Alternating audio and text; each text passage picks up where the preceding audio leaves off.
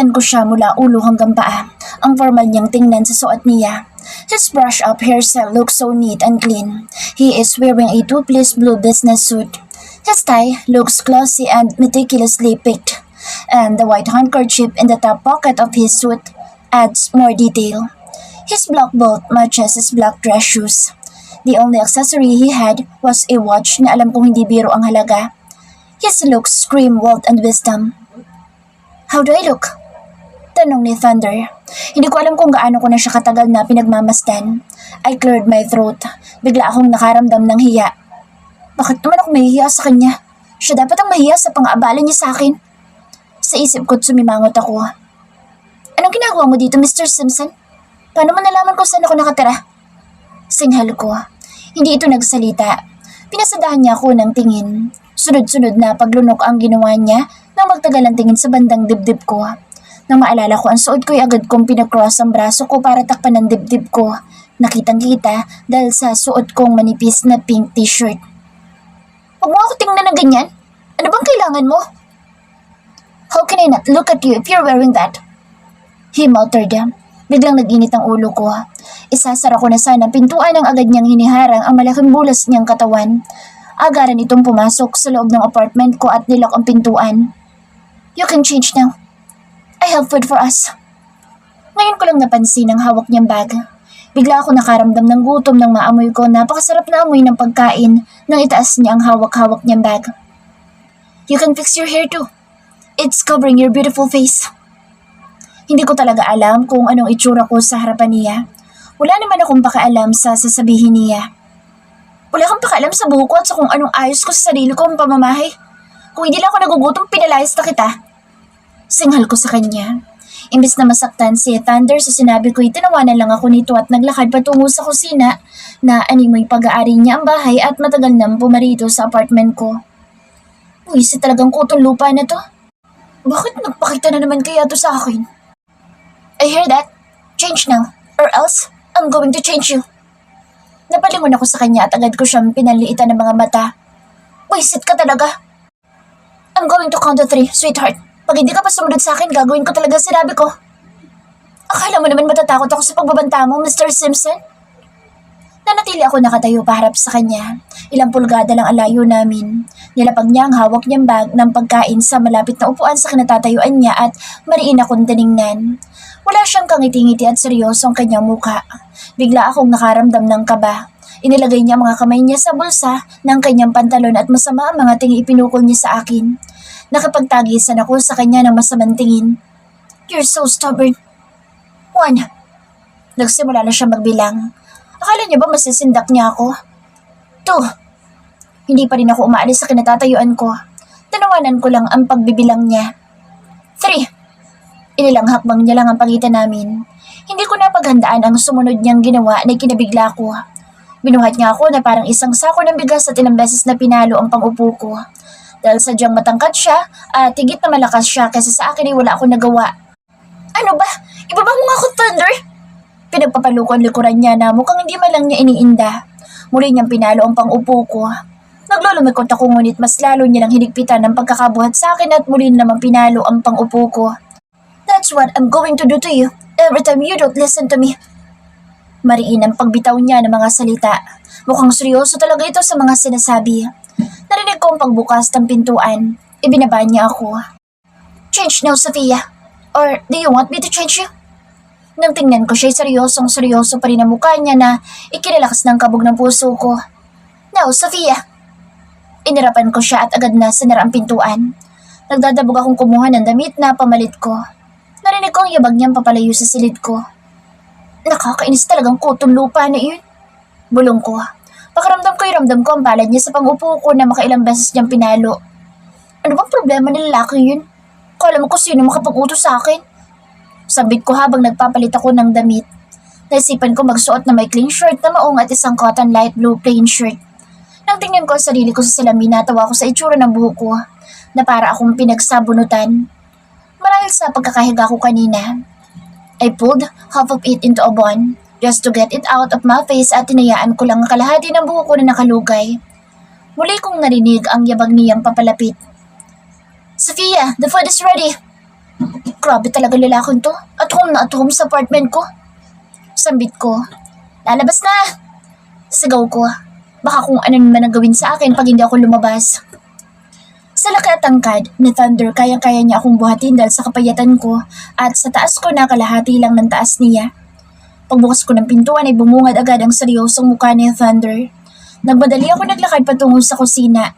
Hindi ko na siya pinansin. Dinaanan ko lang siya at sinimangutan. Nang makarating sa kusina ay umupo agad ako. Natakam ako sa mga nakahain sa mesa. Nakita ko ang favorite kong pasta and chicken Alfredo. Hindi ko na malayan ang pagtayo ni Thunder sa gilid ko. At nagsimulang lagyan ang plato sa harapan ko. Halos punuin niya ang plato ko. Ang dami mo namang inilagay. Di ko kayang ubusin yan. Reklamo ko. Dinagdagan niya pa kaya punong-puno na ang plato ko. Now. Hindi man lang nito pinansin ang reklamo ko. Umalis ito sa tabi ko at umupo na sa harapan ko. Naglagay na rin ito ng pagkain sa plato niya at nagsimulang kumain. Pinanood ko ang bawat pagsubo niya. Nang mag-angat siya ng tingi, huling-huli niya ang paninitid ko sa kanya. Inirapan ko lang siya at nagsimula na akong kumain. Hindi ko na siya pinansin pa. Thunder's POV. 2 buwan akong nasa isang mission ng pagiging agent ko. Ang alam na lahat, nasa Amerika ako para sa isang business trip. I am one of the well-known agents at Black Shield, also owned by me. My stepbrother started it and passed it to me when he became the lord of the mafia in Italy. My brother is known to be heartless and mysterious. Bilang lang ang mga taong nakakakilala sa kanya. Tago ang kanyang pagkatao sa mundo. Magkapatid kami sa ina. His dad is Italian and my dad is Korean. Our mom is Filipina. Magkaiba man ang mundo namin dalawa, nasa tugupan ni namin ang pagiging mapagmahal sa pamilya. I adore my brother so much. Boss, ito na ang suit mo. Nasa private plane pa lang kami pabalik ng Pilipinas. Kinailangan ng tulong ng kapatid ko at sa akin niya ipinagkatiwala ang misyon para resolbahan ang isang gulong kinasangkutan ng isa sa mga nakatataas na tauhan nito. Thank you, Bailey. Babe, Bailey, dito ka lang umupo sa tabi ko. Si Bailey at Cameron ang pumalit kay Alan na kanang kamay ko na ngayon ay bodyguard na ng kaibigan kong si Charles. Simula nang malagay ang buhay ni Charles sa panganib, si Alan na ang nagpoprotekta sa buhay ni Charles at ng pamilya nito. Para masarap ang tulog ko, babe. Dito ka lang matulog sa tabi ko. Asshole. Bailey is the coldest agent in Black Shield. May katawang babae pero pagdating sa labanan, walang inuurungan. She's one of our best lady agents. Cameron and Bailey na parang aso't pusa pag magkasama. Nang tingnan ko ang relong pambisig ko, 6 p.m. na ng gabi. Gusto kong dumiretso sa apartment do Sofia. Alam kong maiinis na naman ito sa biglang pagsulpot ko na walang paalam. Boss, ito na pala yung number ng babes mo. Si Cameron ang bihasa sa mga computer and hacking. Napakadali sa kanyang malaman ang lahat ng detalye ng isang tao. Kinuha ko agad ang papel na kinasusulatan ng number ni Sofia at agad ako napangiti. Mukhang inlababo ng boss natin ah. Pangaasar ni Cameron. Binato ko siya ng nadampot kong wine glass na agad naman itong nailagan. Buti nga sa'yo. Mapangasar ka kasi. Asaran at bangayan na naman ang dalawa ang sumunod kong narinig. Ilang minuto na lang lalapag na kami sa Pilipinas. Tumayo na ako at agad na nagpalit ng suit. Pagod na pagod ako sa nandaang misyon namin at may mga ilang sugat din akong natamo sa pakikipaglaban. Pagkalapag ng eroplano, may naghihintay ng sasakyan sa akin. 3 itim na sasakyan na nakahilera pagkababa ko ng eroplano. Nakatayo na ang driver ko sa gilid ng pintuan na nakabukas na para sa akin. Take me to TS Kitchen. Okay, boss. Habang nasa daan kami patungo sa TS, kinuha ko ang telepono ko. Agad kong inilagay ang number ni Sofia sa contact ko. Hindi ko alam kung tatawagan ko siya. Ilang minuto na ako nakatitig lang sa screen ng telepono ko. Gustong-gusto ko na siyang tawagan. Hindi ako mapakali sa kinaupaan ko. Makailang beses akong bumuntong hininga at muling tumitig sa screen ng telepono ko. Alam kong hindi ko maaabutan si Sofia sa restaurant dahil pang umaga na ito. Plano ko lang na mag-take out ng mga pagkain at dalhin sa apartment na Sofia. How's Sofia and Isay? Maayos naman sir at sobrang malapit na sila sa isa't isa. At maayos ang apartment ko, nasaan sila? Thanks. Alam ko maayos ang apartment na tinutuluyan nila dahil ang kaibigan ko si Avan ang may-ari ng apartment na iyon. After half an hour of staying in my office in the restaurant, pitpit ko na ang mga pagkain papunta sa sasakyan. Nasasabik akong makita ang babaeng tigre kahit puro pagsusungit ang ginagawa nito sa akin. Nang malapit na kami sa apartment na Sophie, wala na akong paligoy-ligoy na tinawagan siya. Ilang ring din bago niya sinagot. Napangiti ako na kahit sa telepono'y nagsusungit pa din siya. Hindi ako nagsasalita. Pinakinggan ko ang malamyos niyang boses. Napabuntong hininga na lang ako sa pagtataray niya. Even on the phone, you're still the same. Napangiti ako nang pumasok sa imahinasyon ko ang mukha niyang naiinis sa akin. Ang pagtaas ng kilay niya at ang pagsimangot niya. Boss, nandito na po tayo sa address na sinabi niyo. Agad akong bumaba. Nagpalakad-lakad pa ako sa labas ng pintuan niya bago ko naisipang kumatok. Nang buksan niya ang pintuan, napasingap ako sa ayos niya. Kitang-kita magandang hubog ng kanyang katawan. Napatitig ako sa hita niyang medyo namula dahil sa pagkamot niya. Kahit paulit-ulit niya akong tarayan, ayos lang sa akin. I can deal with it. Nagawa ko siyang mapasunod ngayon. I'm still older than her. I know I can tame her. Nangingiti ako pag sumasagi sa isip kong ginawa kong pagpalo sa kanya kanina. Anong iningiti-ngiti mo dyan, Mr. Simpson? Nagangat ako ng paningin nang marinig ang boses niya. Hindi ko alam na kanina niya pa pala ako pinagmamasdan. I just remember the beautiful and at the same time, stubborn lady, I know. Asmirk. Muli ko ipinagpatuloy ang pagkain. Nang sulyapan ko siyang muli na huli kong nakatitig na naman siya sa akin. Are you done? Finish your food. Busog na ako. Hindi ko na kayang ubusin. Napangiti ako na mahinahon ng pagkakasabi niya. Tumayo ako mula sa kinauupan ko. Tinanggal ko ang coat ko at ang long sleeve na suot ko. Tanging puting t-shirt na lang ang suot kong pangitaas. You can wait for me in the living room at ako na magliligpit nito. Nang hindi magsalita si Sophia, tiningnan ko siya. Nakatitig siya sa akin. Nang tingnan ko ang braso ko na tinitingnan niya, nagdurugo ang sugat ko na nakuha ko sa pagkipaglaban kahapon. Shit! Hindi ko napigilan ang mapamura nang nawala sa isip ko ang sugat ko. Ayoko makita ni Sophia ang mga sugat ko na maaring ikatakot niya. May other life that I don't want her to know. Nagulat pa ako nang hawakin niya ang braso ko. Ano nangyari sa'yo? Mariin ang pagkakatitig niya sa sugat ko. Hindi lang niya ako sa sala. Pinaupo ako at makailang beses na sinuri ang sugat ko na nagdurugo. Umalis ito sa harapan ko at nagtungo sa isang silid at nang magbalik ay may hawak-hawak itong medicine kit. Nakalimutan kong nursing ang kurso niya sa kolehiyo. Pinagmamasdan ko siya habang ginagamot niya ang sugat ko. Seryosong-seryoso siya sa ginagawa niya. Nakaupo siya sa coffee table sa harapan ko. Hawak niya ang braso ko. Pagkatapos niyang linisan ang sugat ko, inilagay niya ito ng banda. Napano ka? Mukhang malalim ang sugat mo. Umupo siya na maayos sa coffee table at mariin ang pagkakatitig sa akin. Mukhang gusto niya talagang alamin ko saan ko nakuha ang sugat ko. It was an accident. I don't want to elaborate on the details of it. Can I sleep here tonight? I'm tired from the long travel. Muli niya akong tanitigan at pinag-aralan ang mukha ko. Napangiti ako sa mukha niya na masuring sinusuri ako kung nagsasabi ako ng totoo. Okay, late na rin naman. Baka ano pa mangyari sa'yo, sasihin mo pa ako. Muli ako napangiti. Aayusin ko lang ang kabilang silid. Linisan ko lang sandali, baka malikabok na. Wala kasing gumagamit noon. Muli akong ngumiti sa kanya. Tumigil ka nga, nakakangiti mo. Tumalikod na si Sofia at tumuloy na sa kabilang silid. Sumunod ako sa kanya. Pinanood ko siyang nagsimulang palitan ng cover ng kama. She's so beautiful. Kahit masungit. Bulong ko. Sophia's POV. Pagtunog ng alarm ko ang nagpagising sa akin. Bumangon agad ako para makapagluto ng almusal.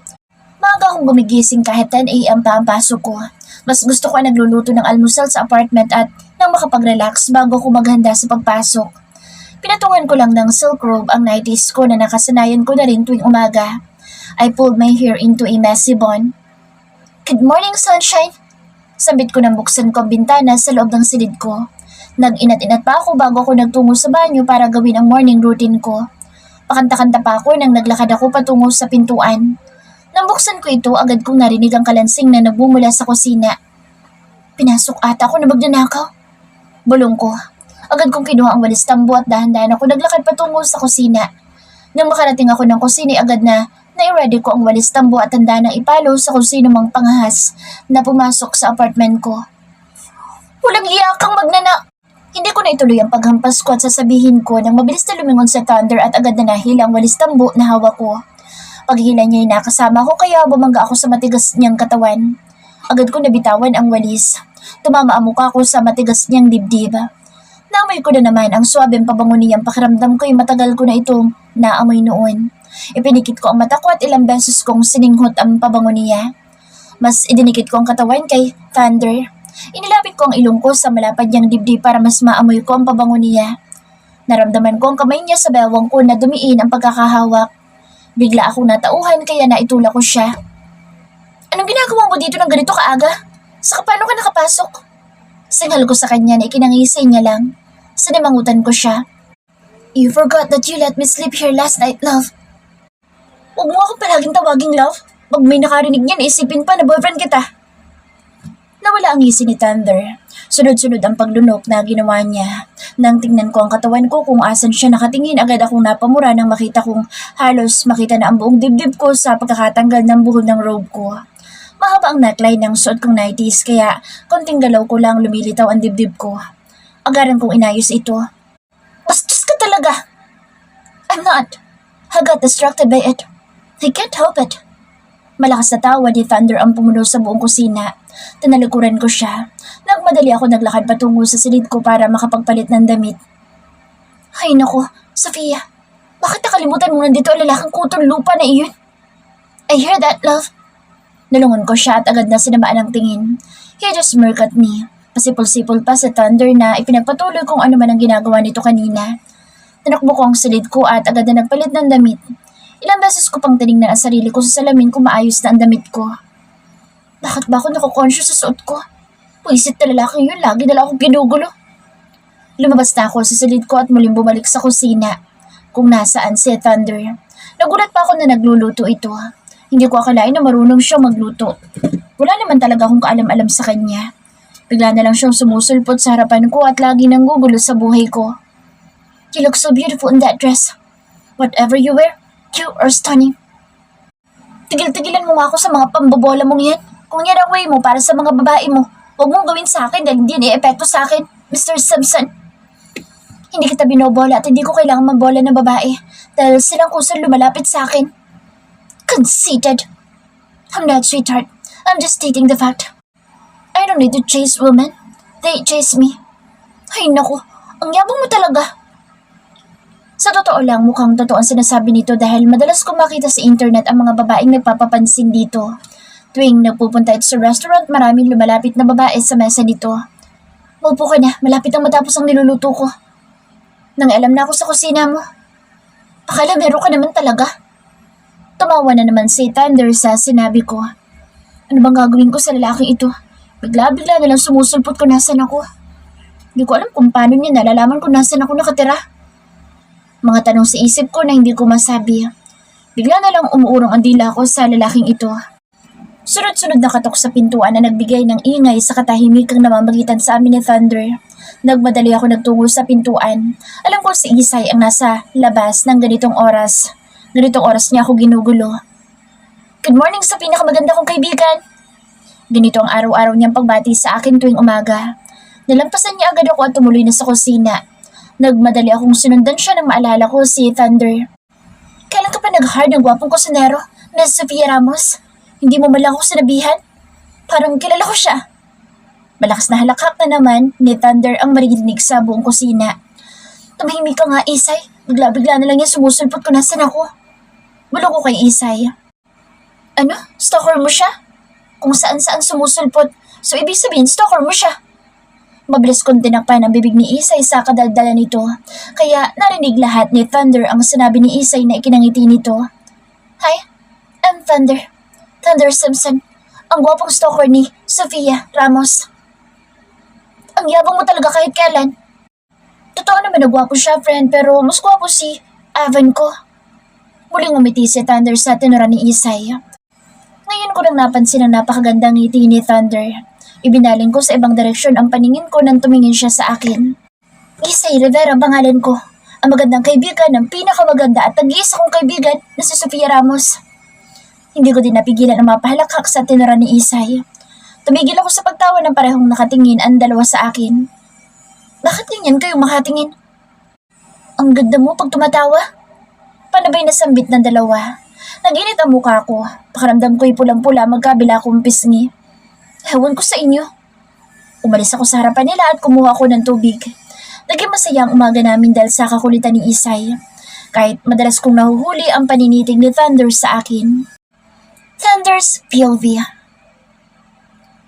Sophia is an interesting woman. Kahit madalas siya magsungit sa akin ay lumalabas ang pagkamaalalahanin niya at maalaga tuwing kailangan.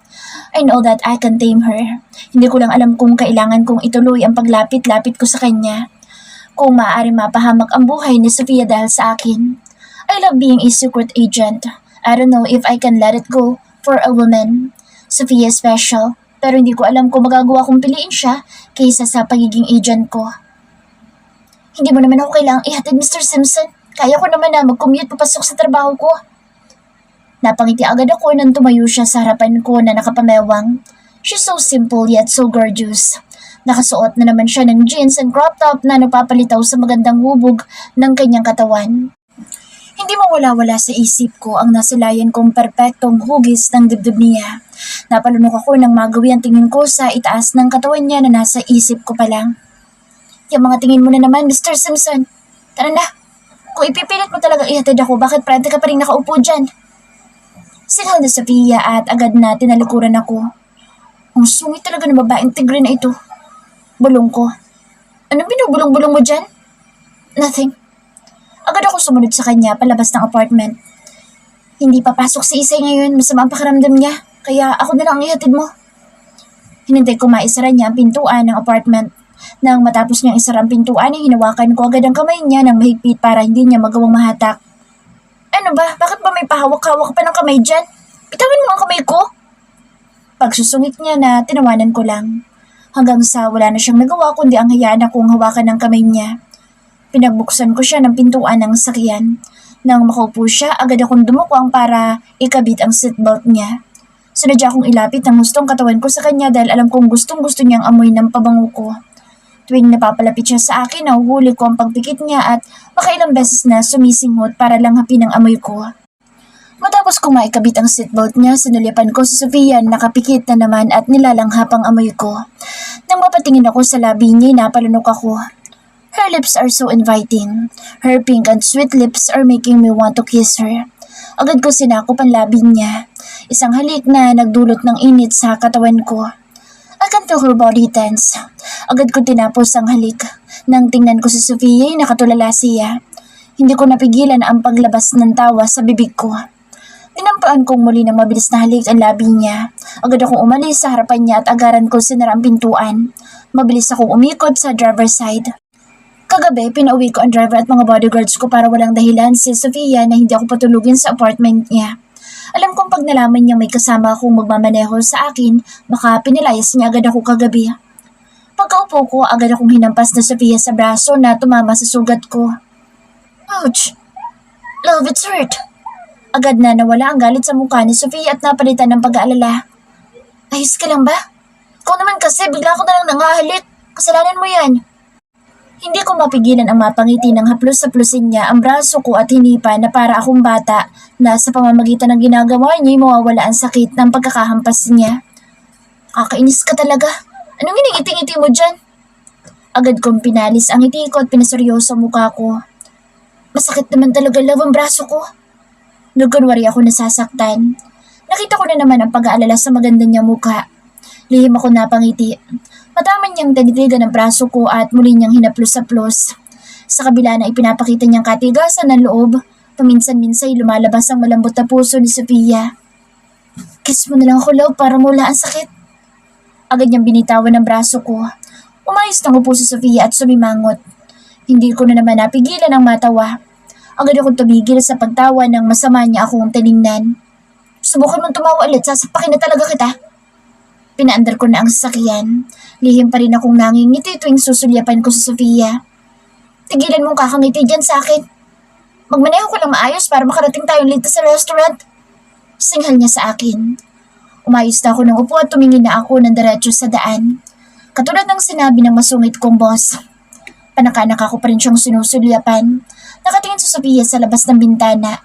Napakaganda niyang pagmasdan. She had an angelic face, kahit na may pagka-Amazona siya. Sumimangot si Sofia nang mapatingin siya sa akin at mahuli akong nakatingin sa kanya. Matamis ko siyang ninitian. Huwag mo nga akong ngitian ng ganyan. Ano na lang ang pwede kong gawin pagkasama ka? Mahinahon kunturan at tumingin na ako sa daan. Hinintay ko ang sasabihin niya. Nang uminto kami sa traffic light, tiningnan ko siya na nakatingin din pala sa akin. Ang tingin niyang tumatago sa kaloob-looban ko. Her beautiful eyes captured my soul every time she looked at me. Bakit ba kasi bigla-bigla ka na lang nagpapakita at ginugulo ako? Ano bang kailangan mo sa akin, Mr. Simpson? Mariin ko siyang tinitigan. Hindi ko din alam ang isasagot sa tanong niya. All I know is I like her. I wanna see her and I'm always thinking of her. Hindi ko nakapagsalita. Ilang minuto lang kaming nagtitigan. Nahinto lang nang may bumusina at makita kong green light na. Napapaisip din ako sa tanong ni Sofia. Kahit ako hindi ko alam kung ano yung sasagot ko sa tanong niya. Ilang sandali pa'y nakarating na kami sa labas ng restaurant. Agad na binuksan ni Sofia ang pintuan. Nang bababa na siya, hinata ko siya at muling inangkin ang labi niya. Nang bitawan ko ang labi niya, agad niya akong itinulak. Sumusobra ka na talaga ng kakalit mo. Ngumisi ako sa kanya at kinindatan ko siya na lalong kinasimangot niya. Agad niya isinara ang pintuan sa gawin niya. Have a good day at work, love. Take care. I pick you up later. Sigaw ko nang malapit na siya sa entrance ng restaurant. Napatingin ang mga taong nagdadaan. Inambahan niya ako ng suntok at nagdadabog na binuksan ang pintuan ng restaurant na ikinatawa ko. She's so cute when she's mad. See you later, love. I muttered. Agad kong pinaharurot ang sasakyan ko. Sophia's POV. Hindi ko talaga maintindihan ang lalaking yun. Lagi na lang nanghahalit. Bakit ba lagi na lang ako nadadala sa mga ginagawa niyang pagalik sa akin? Ang daming tumatakbo sa isip ko. Naguguluhan ako sa sarili ko kung bakit hinahayaan ko si Thunder sa mga ginagawa niya sa akin. Sunod-sunod na pagtunog ng telepono ko ang nagpagambala sa pag-iisip ko. Dahil number lang kaya hindi ko sinagot. Muli na naman tumunog ang telepono ko na kinaiinis ko na. Sophia, answer your phone, baka importante. Dahil break time ko at ni Jeremy, ang kasamahan ko lalaki sa pang-umagang shift kaya naka-on ang telepono ko. Hello? Kung wala kang magawa, huwag kang maabala sa taong naghahanap buhay. Maghanap ka ng taong kukulitin mo. Handa na akong patayin ng telepono ko nang marinig ko ang familiar na tawa sa kabilang linya. Saan mo na ko ang number ko? Ano naman kailangan mo, Mr. Simpson? Manghuhula ka din ba para tumawag sa oras ng break time ko? Malakas na naman na tawa ni Thunder ang naririnig ko sa kabilang linya. Kahit sa telepono, babaeng tigre ka. Love, I'm here at the restaurant. They said break time mo kaya tinawagan kita. Kung babaeng tigre ako, ikaw kutong lupa. Saka wala akong pakialam kung nandito ka. Isang malakas na naman na tawa niya ang narinig ko sa kabilang linya na lalong ikinaiinis ko.